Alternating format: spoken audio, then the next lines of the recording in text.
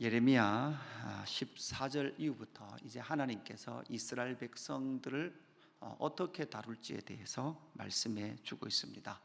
하나님께서 예레미야에게 신탁, 하나님의 뜻을 알려주시고 그 하나님의 뜻을 행위를 통하여 나타내게 하셨습니다.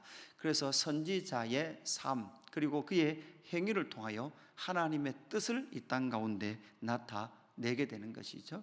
신약의 성도들도 마찬가지입니다. 성도들의 삶을 통하여서 하나님은 하나님의 마음과 하나님의 사랑을 이 땅 가운데 나타내십니다. 그렇게 하실 하나님께서 이제 14절에 보니까 여호와의 말씀이니라 보라 그러나 보라 날이 이르리니 이렇게 말씀하고 있죠. 날이 이른다, 이것을 우리가 구약 선지서의 한 특징인 여호와의 날이라고 말하는 여호와의 날에 대한 내용이 오늘 본문의 내용을 이루고 있습니다. 14절에 보라 날이 이르리니 이렇게 할 때 원어로 보면 이 의미는 여기에서 날은 상당히 가까운 날을 의미하고 있습니다. 그 시제가 먼 미래가 아니라 가까운 미래, 가까운 미래로부터 먼 미래까지 여호와의 날이 이르는데 그 여호와의 날, 여호와께서 이루실 그 하나님의 뜻이 이루어지는 그 날이 있다라는 것을 우리에게 말씀해 주고 있죠. 오늘은 지금 무엇 하고 있습니까? 예레미야가 행위를 통하여 하나님의 뜻을 말씀해 주고 있습니다. 그러면 이제 앞으로 가장 가까운 날로부터 해서 먼 날까지 여호와의 날이 임하는데 그 여호와의 날은 어떤 날이 될 것인가 라는 것을 우리에게 말씀해 주고 있습니다. 그래서 14절부터 해서 15절까지는 어떤 날을 보여주시는가 하면 15절 끝에 보니까 내가 그들의 조상에서 준 그들의 땅으로 인도하여 드리리라 이렇게 말씀하고 있죠. 그 날은 어떤 날입니까? 바로 그들의 조상을 다시금 돌아오게 할 날이다라는 것을 먼저 말씀합니다. 그래서 독특하게 말씀하시는데 어떻게 말씀하시는가 하면 너희들이 이제는 애굽에서 출애굽한 여호와 하나님이라고 말하지 않고 너희는 이제는 바벨론에서 우리를 돌아오게 하신 여호와 하나님이다 라는 것을 말하게 될 그날이다 라고 말씀하고 있습니다. 그러니까 여러분 보시면 이스라엘 백성들이 이때까지는 여러분 하나님을 어떤 하나님으로 출애굽하게 하신 하나님, 애굽에서 구원하신 하나님 이렇게 말하죠. 그러나 이제는 너희가 다시금 말하게 될 건데 바벨론에서 우리를 구원하신 하나님이라고 말하게 될 것이다 라는 것을 우리에게 알려줍니다.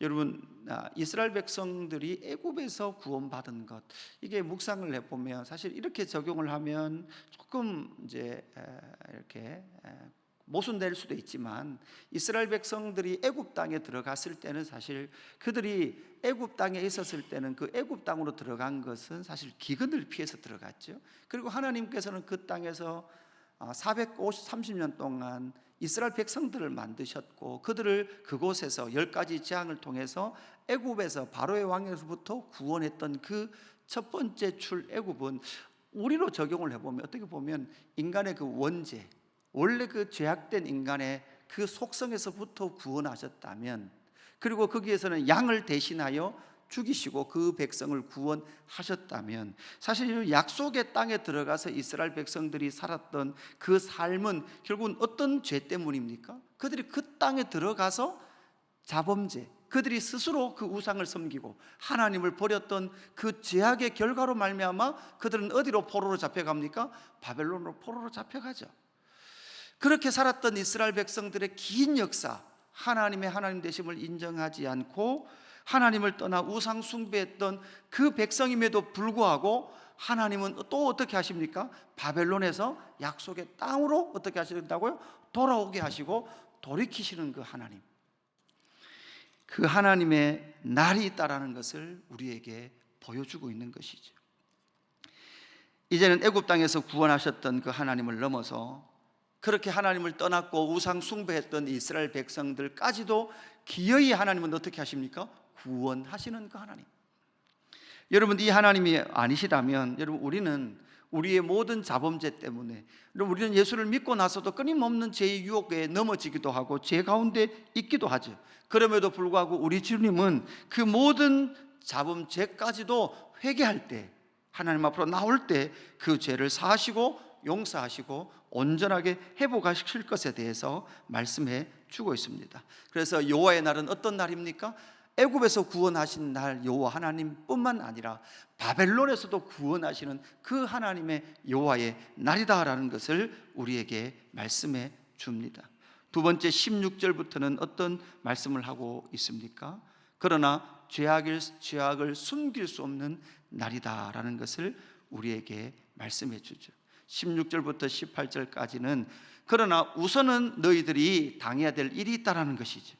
그 일이 무엇입니까? 16절에 보니까 뭐라고 말씀합니까? 이는 내 눈이 그들의 행위를 살펴보므로 그들이 내 얼굴 앞에서 숨기지 못하며 그들의 죄악이 내 목전에서 숨겨지지 못함이라, 이렇게 말씀합니다. 그러니까 이스라엘의 죄는 누구 앞에서의 죄입니까? 여호와의 목전에서, 여호와의 얼굴 앞에서 죄입니다. 그리고 하나님께서는 너희 땅에서 그렇게 죄악을 행했다라고 말씀하시지만 18절 후반절에 보니까 그 땅은 어떤 땅입니까? 내 땅을 더럽히며 그들의 가증한 것으로 내 기업에 가득하게 하였습니다, 이렇게 말씀하죠.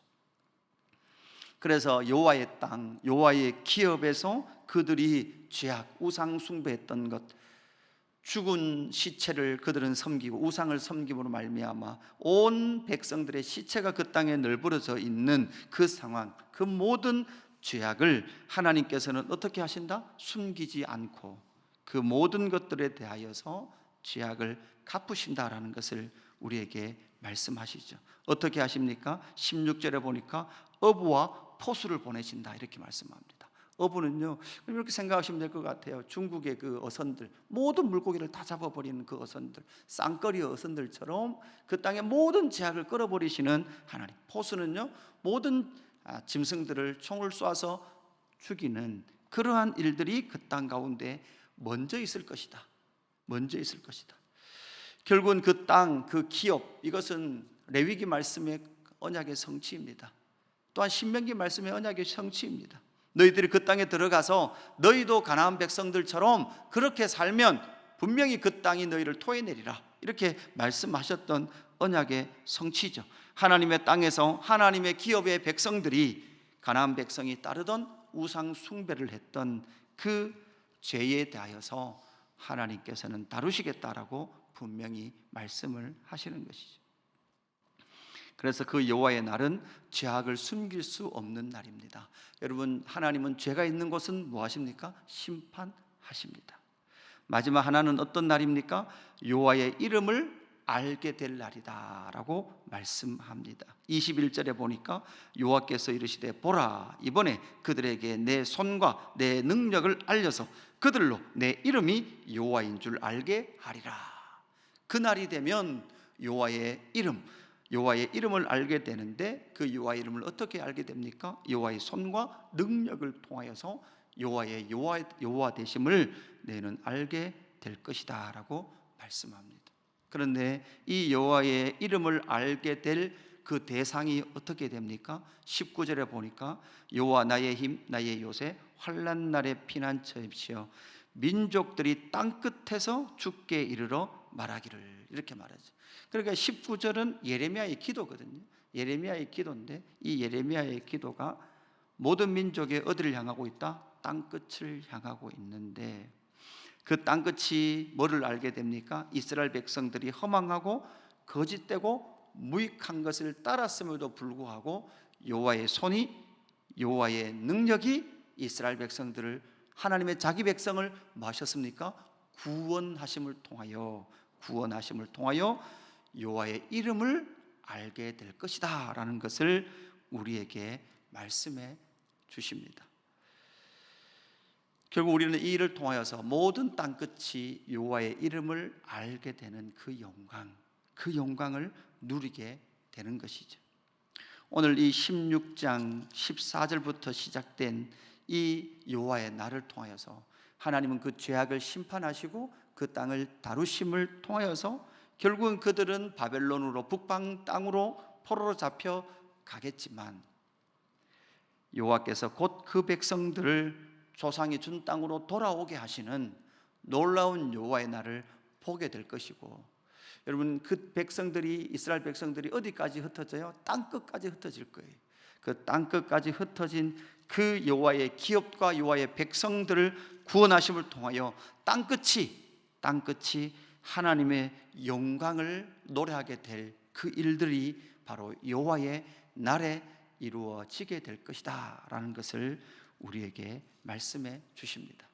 오늘 이 말씀을 통해서 우리가 여호와의 날, 그 여호와의 날에 구약 선지서에 나타난 이 여호와의 날이 여러분 신약의 저와 여러분에게는 어떻게 임했는지, 그 언약의 여호와의 날에 온전한 성취가 이루어진 것을 우리는 믿고, 우리에게 남아있는 여호와의 날이 있습니다. 그 여호와의 날은 어떤 날입니까?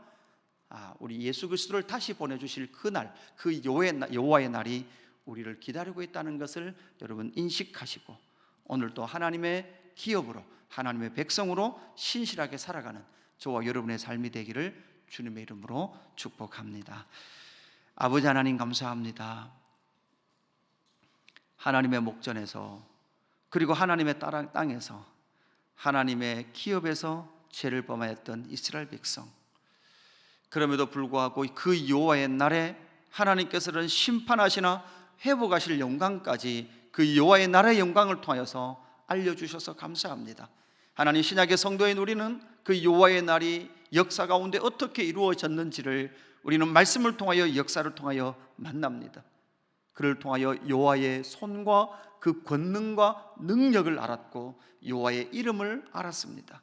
하나님, 그 모든 역사를 통하여 하나님의 이름을 알았사오니 하나님, 우리 또한 하나님의 기업으로, 하나님의 백성으로 신실하게 살아갈 수 있도록 성령 하나님 역사하여 주옵소서.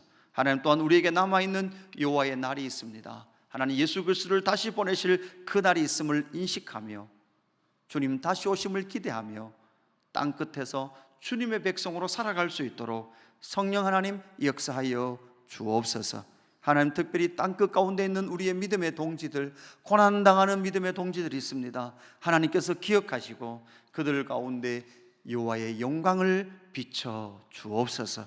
감사함을 드리며 구주 예수 그리스도의 이름으로 기도드리옵나이다. 아멘.